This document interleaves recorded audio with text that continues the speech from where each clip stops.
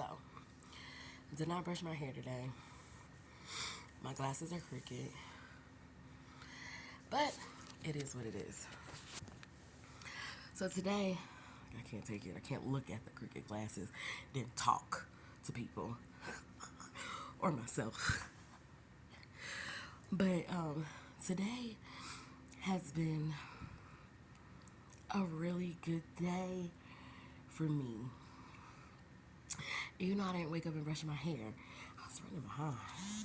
Besides, I got some new edge control waiting for me on my porch at home because I'm at my mama's house right now.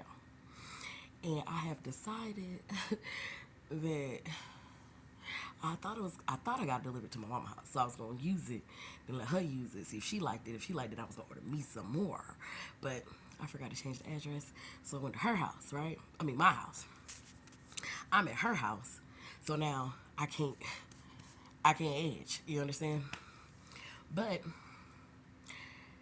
this is a whole new feeling I woke up with today. Like, and it's been a long time since I woke up feeling like, you know, for me in my life, I don't know what people look at and see my life as or see me as, but life is hard. Every day, it's hard to maintain joy with the way the world is set up, the way the world knocks you down. Case in point, since I've been 19, I feel like I've lost so many people in my life. From 19, I'm 35.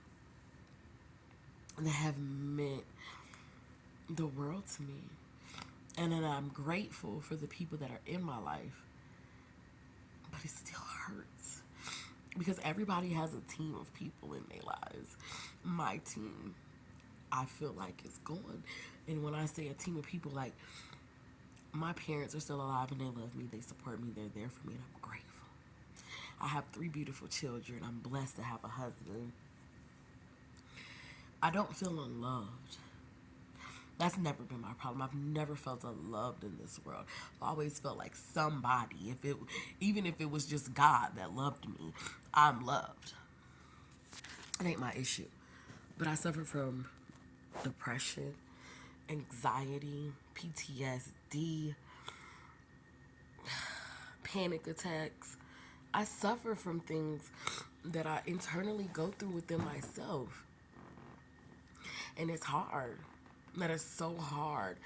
And the people that were in my life that understood some of my mentals, people that were in my life that understood me, I don't have.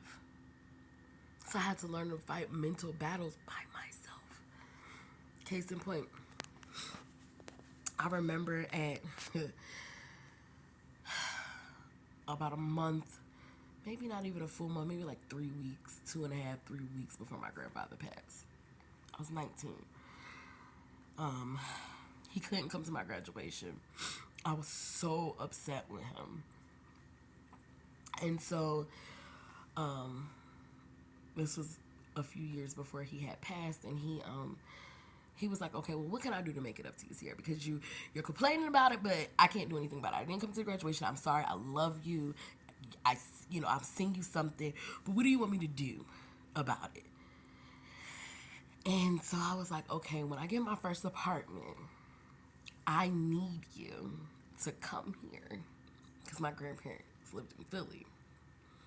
I need you to come and support me on something. Because I didn't have my grandparents in my life. So I didn't have my grandparents at graduations. Until when I graduated high school, my grandmother, my mama too, was there. If you know me, you know I love my mama too. That's a whole nother topic. She got to have a whole nother segment of herself by herself. But right before my grandfather passed, our last conversation to this day, like, seriously, it's deep for me because, and mind you, my grandfather passed in 2007. We're in 2022. Because as a man, he had told me how he made so many mistakes as a father that he was like, Sierra, as a grandfather, I tried my best to be there for my grandkids because I was not there for my kids. Now, mind you, his kid is my mother. I said, well, Pop, because I don't know what the heck he was like when he was raising his kids with my grandma. I just know my Pop. The man that I would pat down that had money bulges but didn't want to give up $1. That was my Pop. Sat in a room, had a Santa Claus belly, that had a big old pregnant person belly. Oh man, with a big old baby in there. I don't know what was in that belly, but it was round, honey, and I would just rub it. Just rub the belly, honey. Just rub it. Because I love my grandfather. He would all watch TV in the room. I remember one year for his anniversary at his house, I remember he was pouring everybody drinks. Everybody was drinking. He wasn't drinking. I didn't even know for years my grandfather smoked cigarettes. I never seen him smoke no cigarette in my life. But my grandfather, I loved him. He was the first man to show me love. Genuine, caring, respectful love that I could see. And don't get me wrong. It was I remember the first time he found out I had sex. And I was 13. And I remember he talked to me from the mirror in the car. We were sitting in the van. My grandparents were Jehovah's Witnesses. We just came back from a Kingdom Hall meeting. And he looked at me, he said, why would you have sex with a boy? A man. I was in Philly. My aunt snitched on me, my grandma, my aunt. And I didn't say anything. He said, Sierra, I'm not even mad at you. He said, I'm hurt, baby. I'm hurt that you wanted to even have sex with somebody. I don't understand why you wouldn't want to wait till you're married. We don't know this guy. We don't know this boy. You probably don't even know him like that. Like, why would you do that? It's how I watch my daughters have children with him. Ben, they ain't even there right now. I don't want that for you. Smarter than that, baby. Deserve more than that. And once again, I ain't say nothing. And I remember going to my grandparents' house that day, and I went in the room and I cried. I cried because I never had somebody tell me they were disappointed in me. I had people be mad at me, but I never knew how my actions could make another person feel to that day. And I didn't realize that my actions hurt my grandfather. That hurt me. And I cried.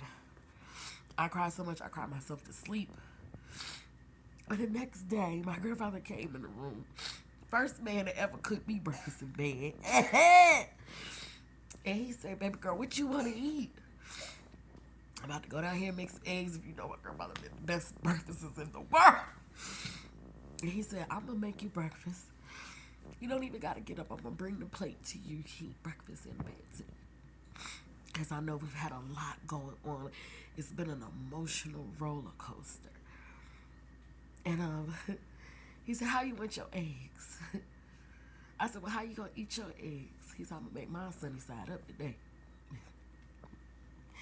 I said, well, I like mine sunny side up too. And that's the first time I had sunny side up eggs. And he made me breakfast in bed. And before he walked out the room, I can vividly see him tell me, he was like, Sierra, even though I'm disappointed in you, I love you. And that's the thing people don't get in life.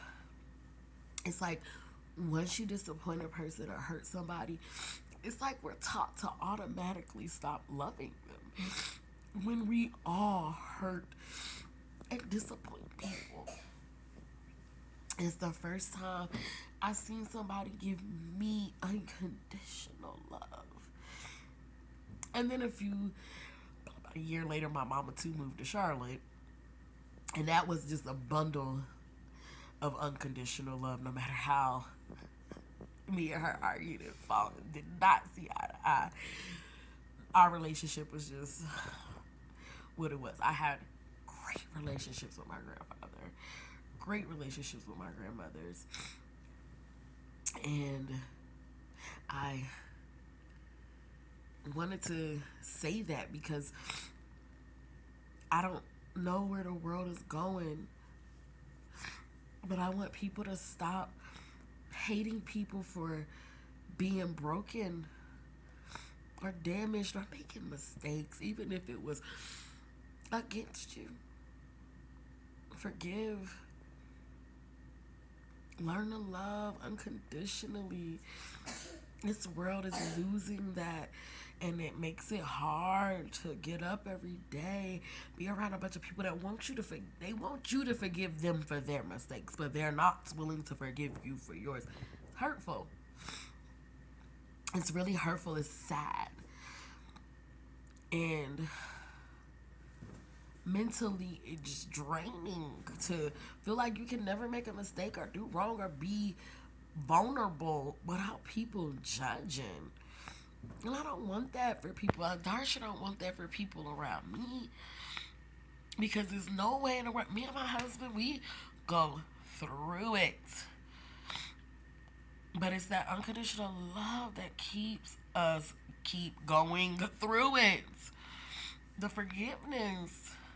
It's not perfect. It's hard being in relationships in any way, shape, or form. It is hard for me to be a mother. I can't wait to come back on here and talk about how being a mother lately has been for me. I'm not going to talk too much because I like to keep things a little simple, a little short, keep it sweet. Today was a little emotional, deep, but I'm going to get on here a lot this year because 2023 is my year for me. I've done my whole life doing for everybody else.